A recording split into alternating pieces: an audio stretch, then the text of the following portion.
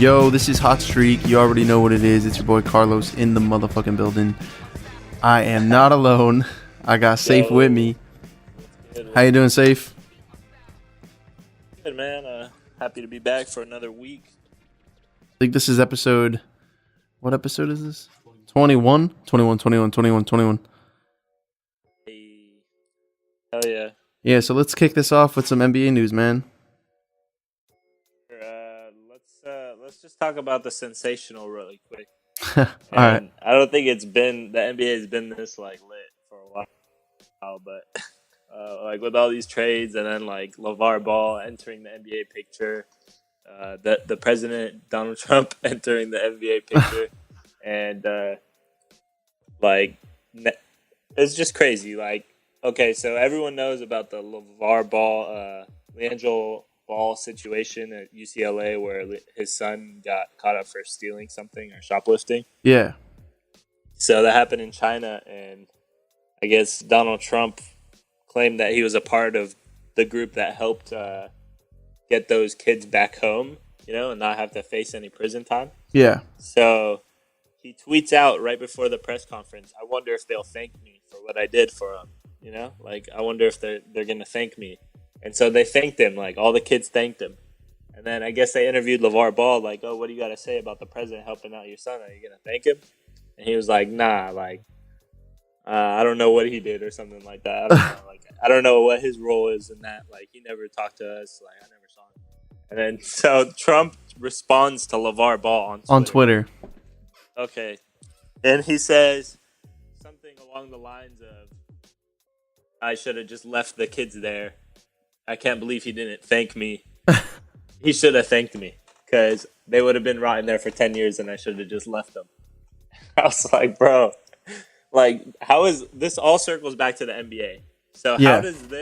how does this affect the Lakers and Lonzo Ball right now in his rookie season?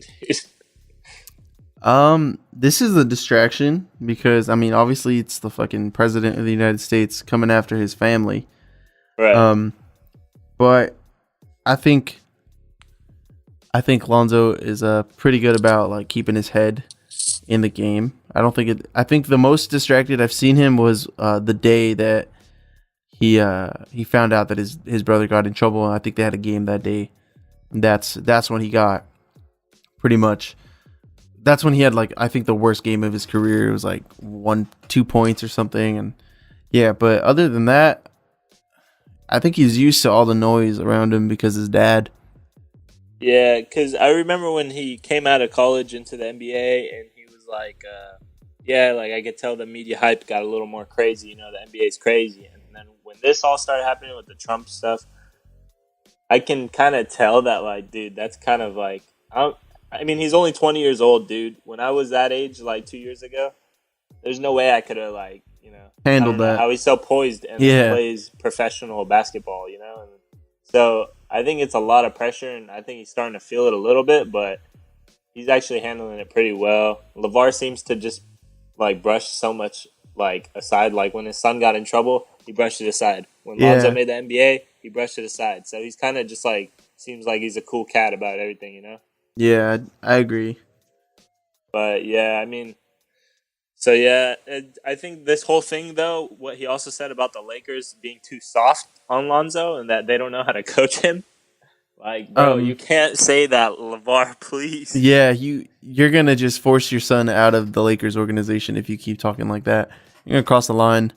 That's some savagery right there. I don't think that the Lakers are handling Lonzo Ball bad or mishandling him in any way. He's shooting horrible field goal percentage, and he's still starting. So, they're working with him. Obviously, they see a lot of potential in him. They're feeding him the assists. They set up the whole offense around him. Yeah, it's crazy. And just because he's not scoring doesn't mean that he's not contributing to the team positively. Yeah. LeVar, I guess, just expects maybe a win every day or some shit like that. Yeah, he's got some crazy expectations, honestly. Yeah, so maybe he's just oh, no, that could be perfect right now. Yeah. Oh, I would have beat every team.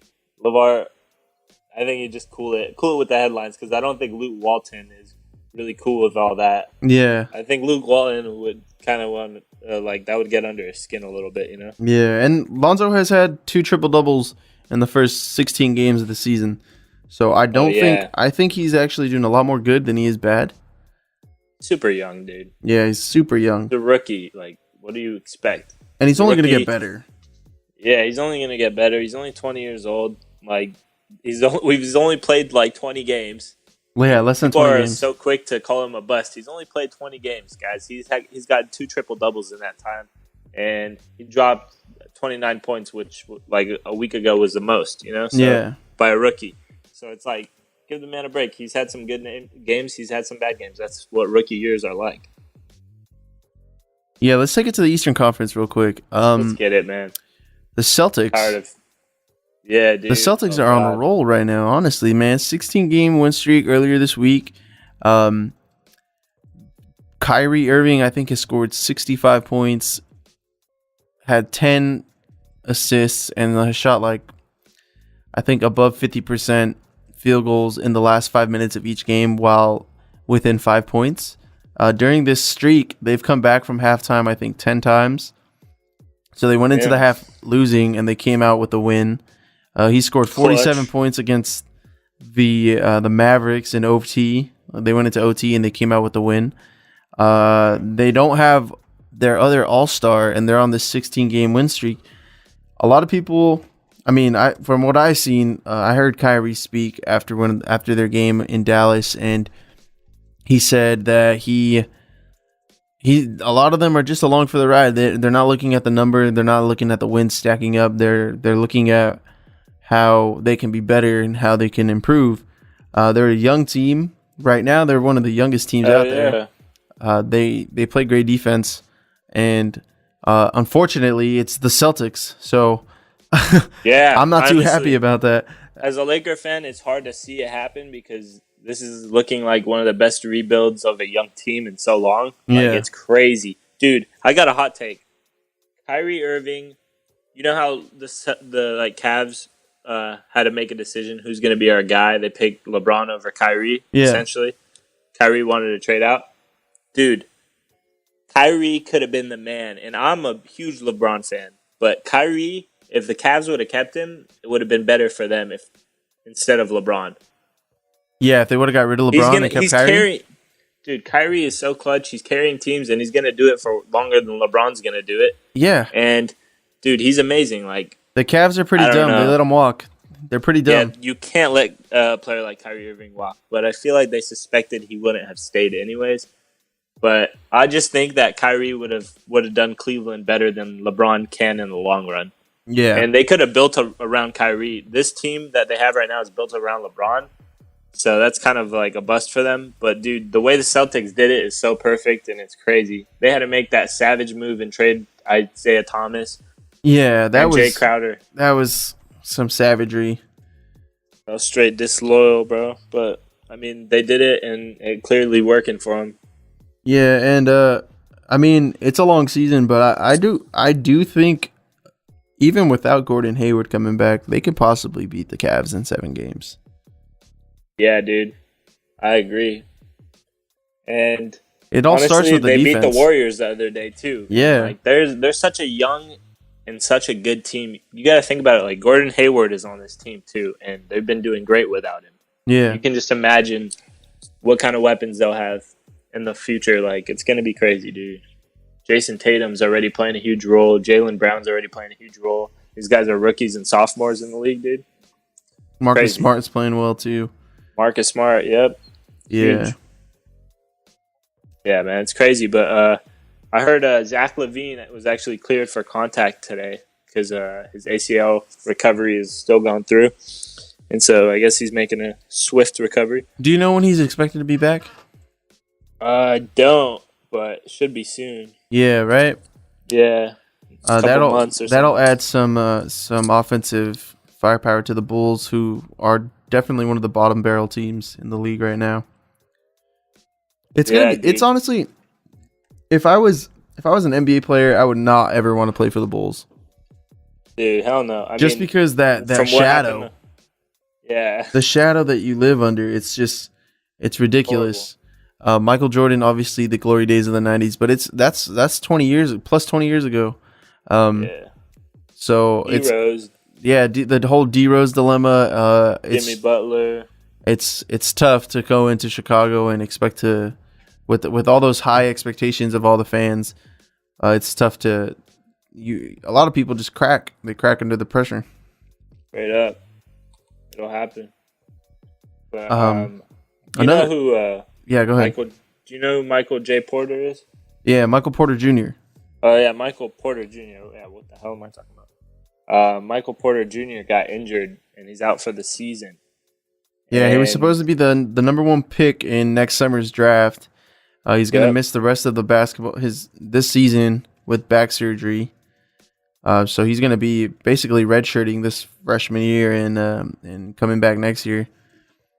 Yeah, I guess that makes a big difference in the NBA. From some teams might not want to tank, I guess. I don't know. But yeah, that's kind of interesting. Did you see where the Magic are now too in the standings? No, aren't they? I honestly don't know. You can go ahead. In the East, the Magic last week or whatever, they were like second or third. Yeah. But they dropped down to 10th right now because they're on a 5 losing streak. So that's kind of crazy. And then obviously the Celtics have the biggest winning streak, 16. Yeah. The Raptors are second. Pistons are still third. Yeah, the Pistons Cavs jumped up to fourth. The Pistons have a good bench, and the Cavs, I think, or not the Cavs, the Raptors and the Pistons are one of the teams, are two of the teams in the East that have a really good bench. They have a higher bench production. So, yeah, that's a winning formula in any team, in any sport. If you have substitutes that can come in and produce. You said the Cavs are on a 5-game win streak? Yeah, the Cavs are on a 5-game. They're up to, I believe, was it third in the East? Fourth in the East, sorry. Yeah, and LeBron James is playing like 46 minutes a game. Yeah, he's playing crazy minutes right now. Yeah, so that's what he's got to do, dude. Without Kyrie there, honestly, you got to do. It's ridiculous, man. Like, they're going to burn him out. Yeah, but he's LeBron James. I don't know, man. I feel like it's going to put a lot of wear and tear on him, but yeah, the Cavs are going to be one of those teams that once the second half of the season comes around, they're going to be definitely resting LeBron a lot more. Yeah, it's only 20 games into the season so far, and like the standings are kind of already forming into like what we thought, not what we thought, but what they're gonna be for a while. And like it was a little mushy for the first 20 games, but started. These last 5 have kind of shown a lot. Definitely. The Clippers are actually on a 9 losing streak. Yeah, the Clippers started off 4-0 and just dropped. They dropped every single game off. I don't think they have enough offensive power, to be honest. Yeah, it's the worst losing streak in the NBA right now. It's crazy. It's them Clippers, man. Yeah, man. What are you going to do, right? The Lakers are sitting pretty at 7-10, 10th seed. They're on a 1-win streak. Hopefully they get the W against the Chicago Bulls. But we'll see how that goes. And keep tuning in to Hot Streak. We got more news coming for you. Go ahead and follow us on Instagram at Hot Streak Podcast and on Twitter at Hot Streak POD. And stay tuned, man. This is Conor McGregor, and you're now listening to Hot Streak. Welcome back to Hot Streak Podcast. Hope you guys enjoyed that music. We only provide the freshest and the newest music. We got full control over that, so it's pretty tight. Let's get into some NFL news, Carlos. First of all, your team right here is the first news with. They made a big. It was a long time coming. If you got my opinion on that, man. Really? Yeah. The Raiders fired a defensive coordinator, Ken Norton Jr., after our dismal performance against the New England Patriots this past weekend. Yeah, sorry. It was embarrassing to watch.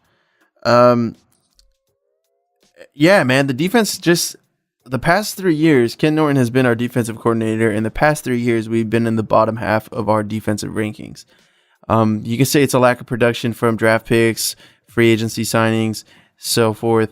Sean Smith, a big free agency signing in last year's offseason, got burned every single down that he played last season. Basically, he's the weakest point in our secondary, and it continues. He gets playing time. I'm not sure why, but he's signed to like a 3-year contract. We still have him for 2 more years under contract. So we're trying to, and in all reality, we need to cut him.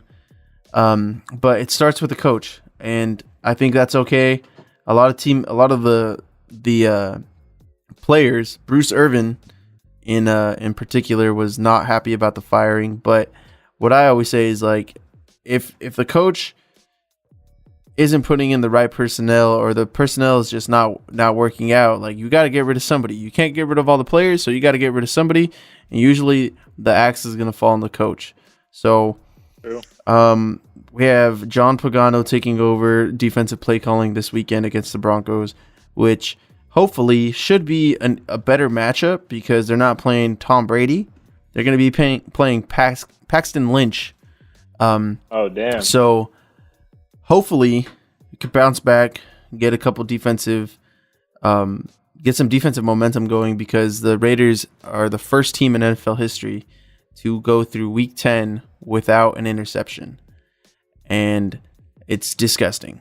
So hopefully they can bounce back.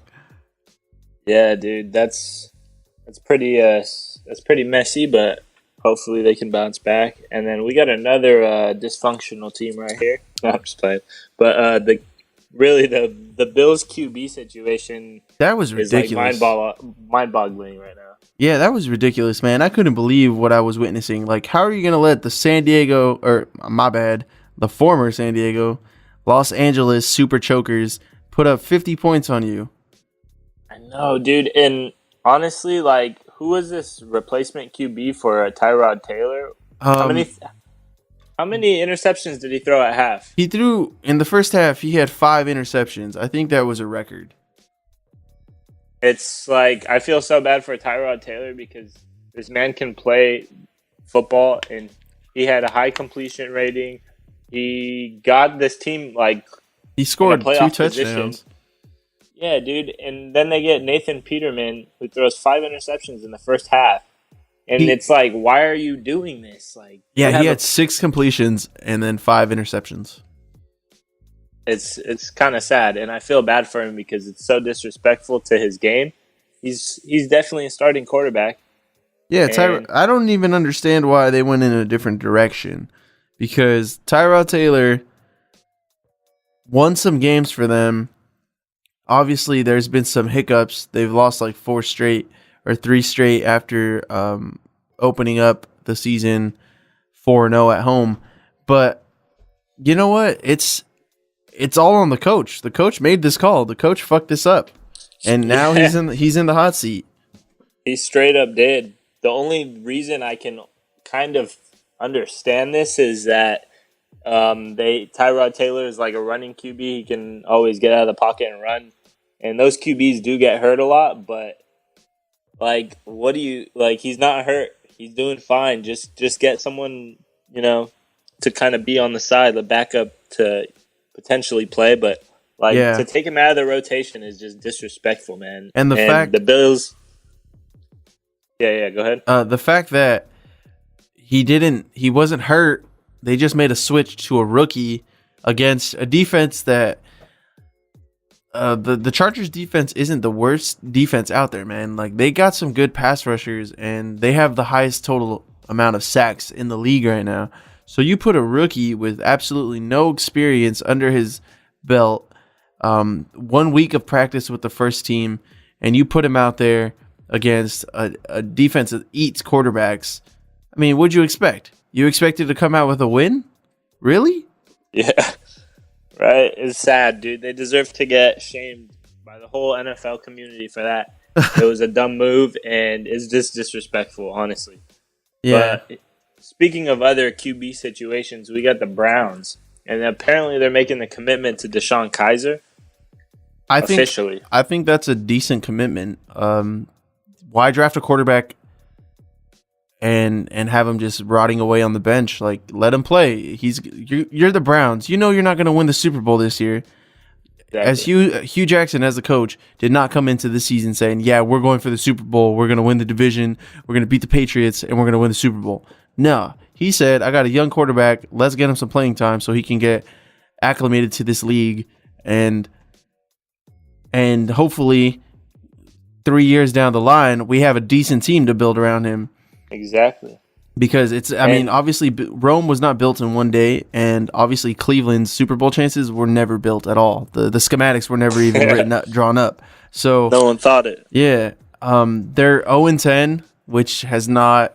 I think 0-10 is like their best record that they've had through the last the last couple seasons. Like every season, they're 0-10 at this point in the season.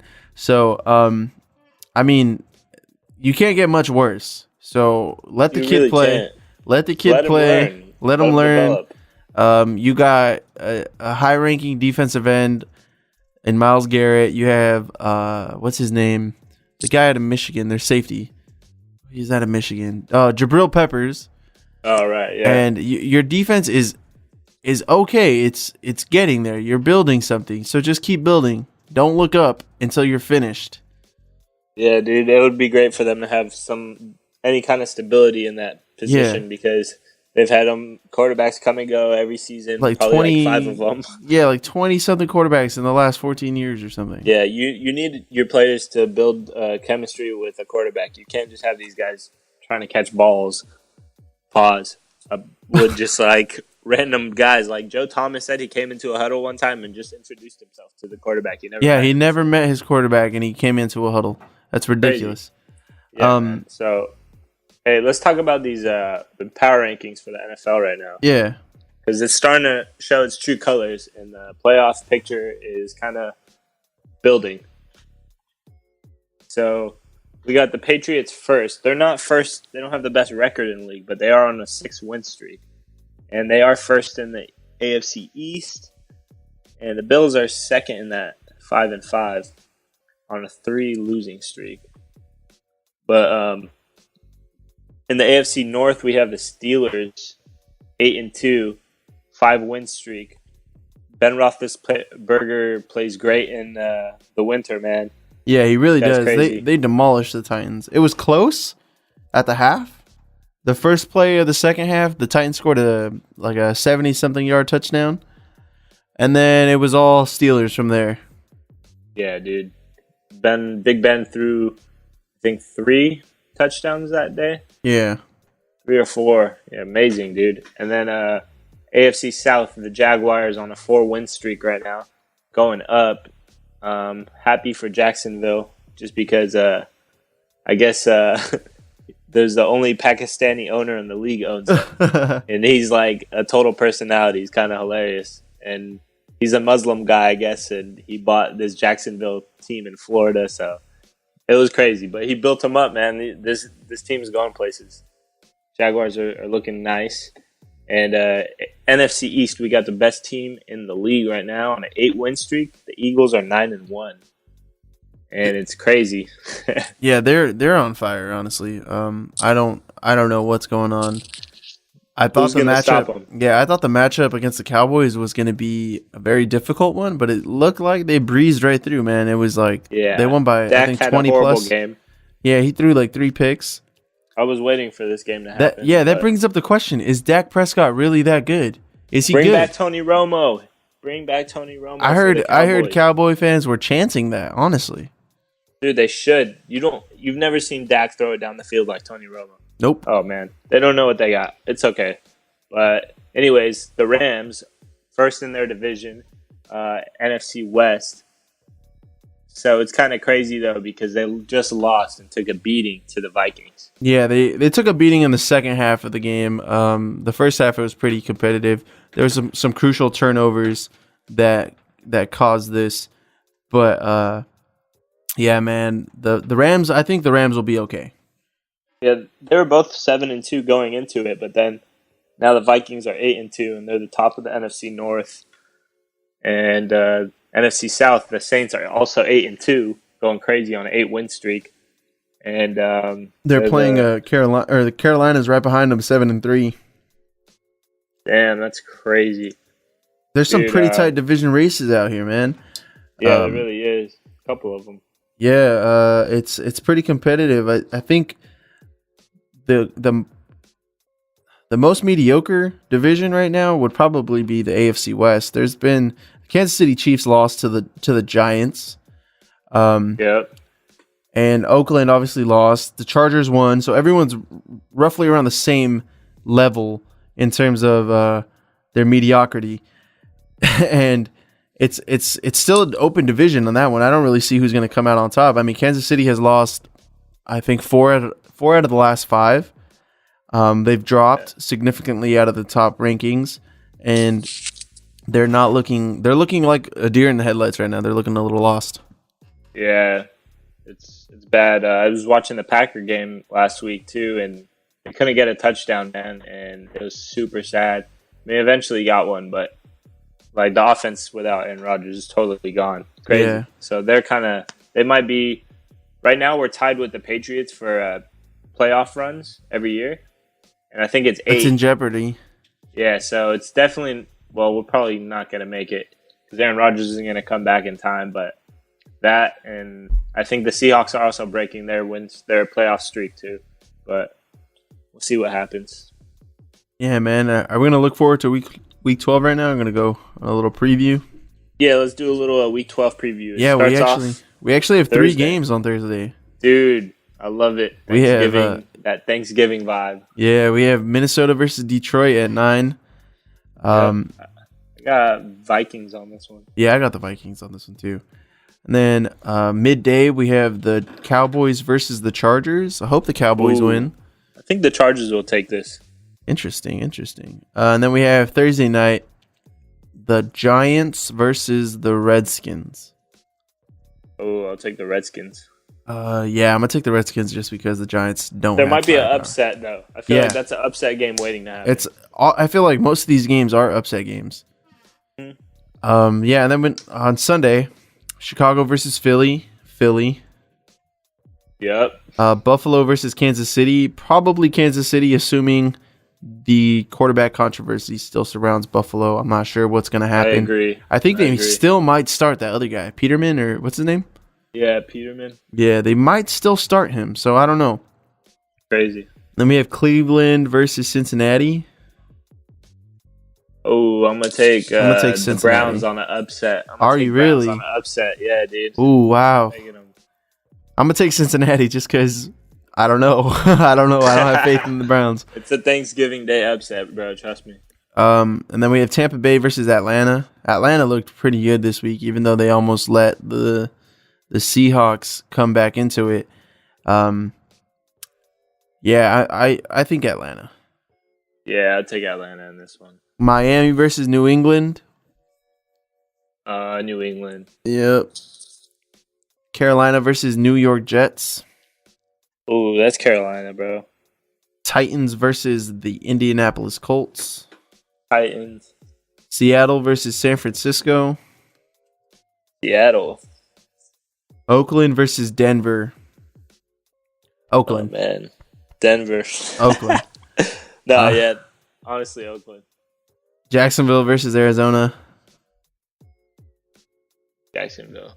New Orleans versus the Rams. Pretty good game right there. Honestly, that's a pretty good game. I'm going to take New Orleans just because I can't really bet against Drew Brees. But the Rams, this is like one of those games where it's like, okay, our back's up against the wall. We have to produce. Yeah. And then we have Pittsburgh versus Green Bay on Sunday night. Let's go Pittsburgh. I believe the Pittsburgh Steelers will win, but I got faith, man, and an upset's going to happen. The Packers are going to win. Yeah, and then we have on Monday, we got Houston versus Baltimore. Take Baltimore. Yeah, just because everyone on all the skill positions in Houston have been hurt. The quarterback got hurt. Their running back, dude, it was the most unfortunate injury I've ever seen, man. He, I think it's his first year. He took it to the house, man. 35-yard touchdown. As soon as he stepped into the end zone, his Achilles popped. Oh, my God. He's done. Just playing on a hurt Achilles or what? I don't know. I think he overstretched it. It was pretty bad. It was sad to see because he's on the floor in the end zone celebrating a touchdown, but he can't walk because his Achilles is ruptured. That's so sad. That's horrible. Yeah, honestly, it's probably one of the worst things I've ever seen. Jeez.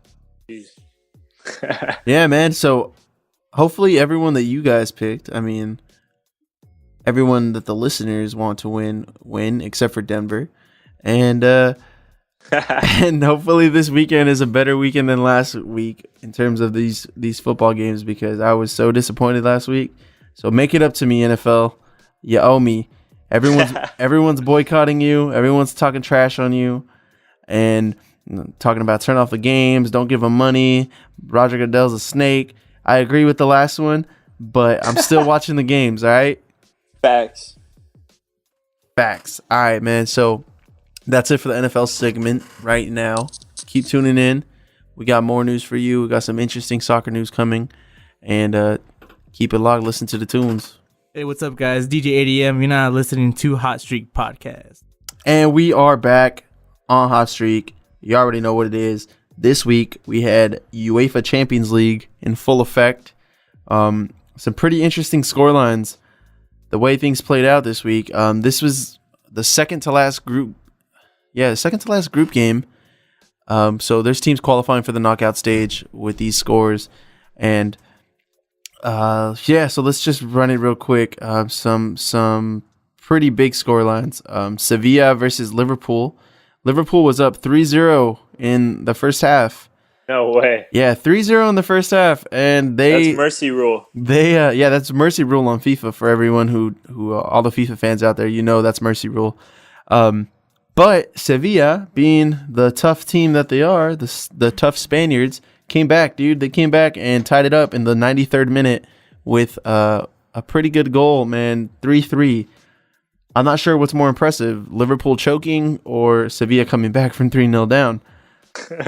And I think that puts a stall on their qualification for the round of 16. They have to play a couple more games to see who's going to qualify. But that was interesting. And Manchester City got the win against Feyenoord. I think that's a Belgian team. Kevin De Bruyne scored a firecracker with his left foot. He doesn't have a weak foot. He's right-footed. He smacked this ball outside the box with his left, and it went into the perfect upper V top corner. It was a really nice goal. They came out to win 1-0. Napoli, the Italian league leaders, came through and won 3-0 against Shakhtar. Monaco, a team that I thought was going to be a little bit more impressive in Champions League this year, did not impress at all. They lost 4-1. Jeez. Timo Werner is a German striker who is coming up through the German ranks right now. He plays on Leipzig, and he scored 2 goals for them. He scored for Germany during the international break. So, German fans out there, keep an eye on him because he's going to be there next summer in the World Cup. Real Madrid played Apoel. A very small team. I think they're Belgian too, or Swiss. And I said this to a Madrid fan at work earlier in the week. I said, if you don't beat them 9-0, it's not impressive. And I'm not impressed. 6-0. I'm not impressed. Ronaldo finally got back on the scoring column. He scored 2 goals and had an assist, and Benzema had 2 goals. Modric played a pretty big role in that game. Scored a really nice goal from outside the box to open up the scoring in the first half. But, Ronaldo fans everywhere are delighted because he actually scored a goal. 2 goals. Oh, man. Yeah, oh, my God. Finally, right? Still 10 points behind Barca in the league. We'll get back to that a little bit later. Tottenham versus Borussia Dortmund. Tottenham, they were losing. Borussia Dortmund scored a very nice team goal. They were up 2-0 or 1-0, and then Tottenham came back and won 2-1. And it just looks like Borussia Dortmund is lacking some firepower, some confidence in their game. But the games on Wednesday, Chelsea versus Qarabag, Bayern versus Anderlecht, and PSG versus Celtic, Atletico versus Roma, and Barcelona versus Juventus. These games, we didn't see them yet. They haven't happened when we recorded this. Manchester United versus Basel. But we'll get those updates once they happen because we pre-record this. But Champions League this week, it was lit. There's a lot of great goals, a lot of good teams. So hopefully your team qualified. And if your team didn't qualify, it's because they suck. But yeah, you already knew that. Let's take it to the Premier League. Last week, some pretty interesting scorelines. Arsenal beat Tottenham. So the North London derby rivalry is in full effect. It's always good to take some points away from them. But looking into this upcoming weekend, we have some pretty good games. We have Liverpool versus Chelsea, Tottenham versus West Brom, Manchester United versus Brighton, and that's on Saturday. Those are all on Saturday. And then Sunday we have Arsenal versus Burnley and Manchester City versus Huddersfield Town. So that's the Premier League weekend. What it looks like for you guys. A lot of good teams playing some mid-table teams. Maybe some upset alerts. We'll see. It's a Premier League. It's pretty competitive regardless. And then in the French league, the French First League, top flight, we have PSG playing on Sunday versus Monaco. So that's the French classic game right there. Should be a competitive game. PSG, obviously, we know what PSG brings to the table with Neymar, Cavani, Mbappe, and so forth. They're a pretty strong team. But Monaco knows how to play, and they're tactically a very good, strong team. So we'll see how that goes. In the Spanish league on Saturday, we have some... Like I said, the table is set. Barcelona at the top, 10 points ahead of Madrid, who's in third. Valencia's 4 points behind them in second. But Real Madrid plays Malaga, and Atletico plays Levante on Saturday. And then on Sunday, it's going to be the first-ranked team versus the second-ranked team. Valencia versus Barcelona in the new camp. Hopefully Barcelona comes away with a win because Valencia is a pretty strong team. They're pretty tactical and they know how to defend well. But Barcelona has scored, I think, 14 goals this season in the league and has only allowed 2. So hopefully they can keep a clean sheet, come out with the win, extend the lead at the top. Bundesliga now. Borussia Dortmund on Saturday versus Schalke. It should be a pretty competitive game. Like I said before, Borussia Dortmund is struggling mightily. Schalke is looking to rebound from last weekend. And Bayern Munich versus Borussia Mönchengladbach. That should be a good game as well. Bayern Munich is in full effect. Like, they're strong as fuck. But I mean, the Bundesliga is a pretty good league. A lot of the teams are evenly matched. Even when it comes to like the mid-table teams, they put up a pretty good fight against the heavier contenders in the league.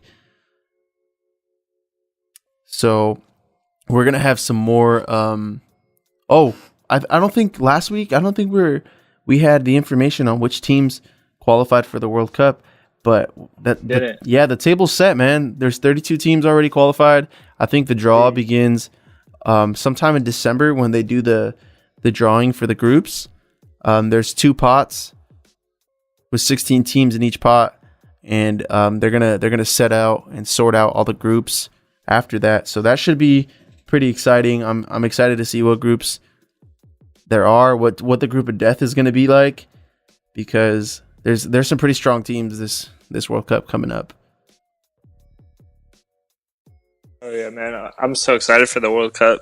Honestly, it brings a lot of people together. Even if you don't watch soccer, a lot of people that don't watch it like regularly, they tune into the World Cup because it's so much emotion. Yeah, dude, it really does bring people together too. Like the whole country, it could bring the whole country together. It could. It could stop a civil war. Honestly, if like the team that's how much passion people have about it. Yeah, their it's nationalities crazy. Really come out. Yeah, man. So we're coming to the end of this episode of Hot Streak. It's been real. We love doing this. We love you guys. For we real. love sports. Yeah, dude. It's been interesting. We'll catch you guys next week with another dope episode. Hope you guys enjoyed the music. Yeah. Yeah, peace Bye. out.